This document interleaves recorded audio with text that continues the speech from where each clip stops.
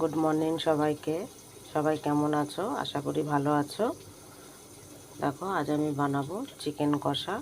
আমি চিকেনটাকে একবার ধুয়ে নিয়েছি আর একবার ধোবো।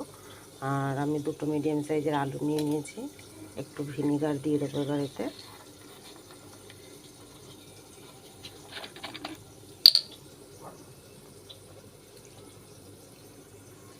ভিনেগার দিয়ে এটাকে কিছুক্ষণ রাখবো। ভিনেগার দিয়ে ধুয়ে নিলে মাংসের ভিতরে যে রক্তটা থাকে সেটা বেরিয়ে যায়। এদিকে আমি দেখো কড়াই চাপিয়ে দিয়েছি।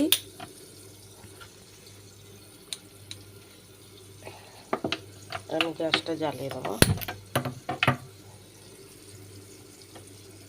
দেখো, মাংসটা আমি ধুয়ে নিয়েছি ভালো করে। এদিকে আমার কড়াইটা গরম হয়ে গেছে। এতে আমি এবার তেল দিয়ে দেবো।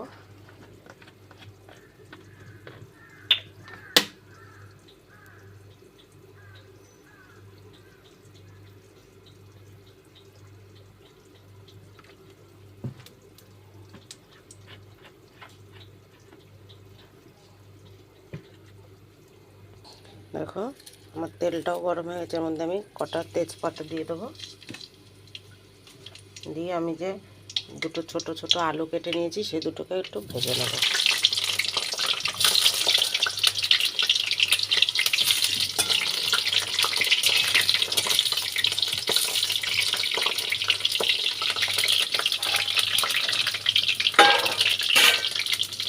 দেখো, এদিকে আমি আদা রসুন কাঁচা লঙ্কা সব পেঁয়াজ সব পেস্ট করে নিয়েছি মিক্সিতে।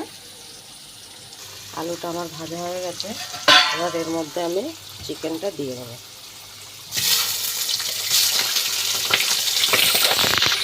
চিকেনটা আমার দিয়ে দিয়েছি। দেখো, এটাকে আমি একটু ভেজে নেব।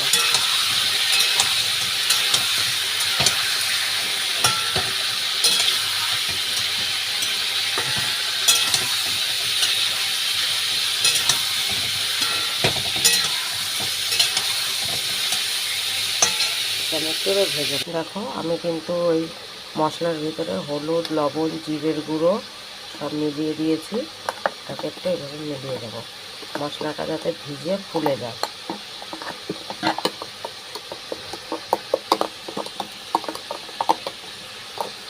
দিয়ে রাখলাম, এইভাবে এটা ফুলে যাবে। দেখো, মাংসটা আমার ভাজা হয়ে গেছে।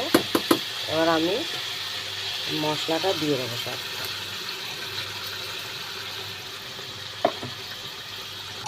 মশলাটা আমি সব দিয়ে দিয়েছি। এবার আমি এটাকে মিলিয়ে দেবো।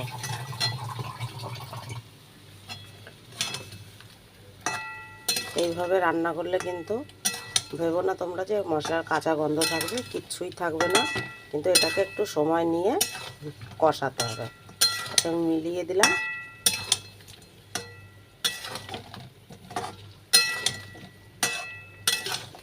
দেখো, এটাকে মিলিয়ে দিলাম। আর আমি এটাকে ঢেকে দেবো। এটাকে একটু সময় নিয়ে কষাতে হবে, সুপার হবে খেতে। আমি ঢেকে দিলাম। এটা ঢেকে ঢেকে কষাবো এবার। দেখো, আমি ঢাকনাটা খুলে দিয়েছি। দেখো, আমার আলুটা কিন্তু সিদ্ধ হয়ে গেছে।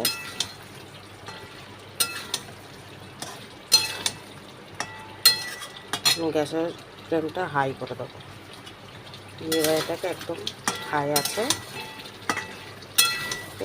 পুরো কষানো হয়ে যাবে।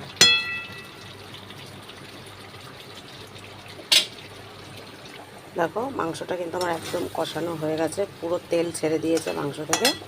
এবার এতে আমি সামান্য একটু জল দেবো। দেখো, আমি অল্প একটু জল দিয়ে দিয়েছি এতে।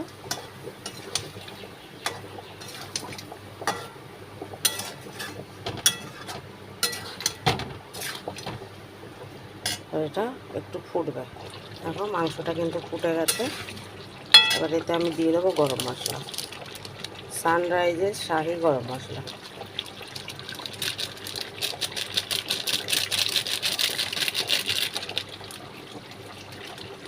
মিলিয়ে দেবো। দেখতেই পাচ্ছ মাংস মানে ঝোলটা কত সুন্দর একদম হয়েছে, গাঢ় গাঢ়।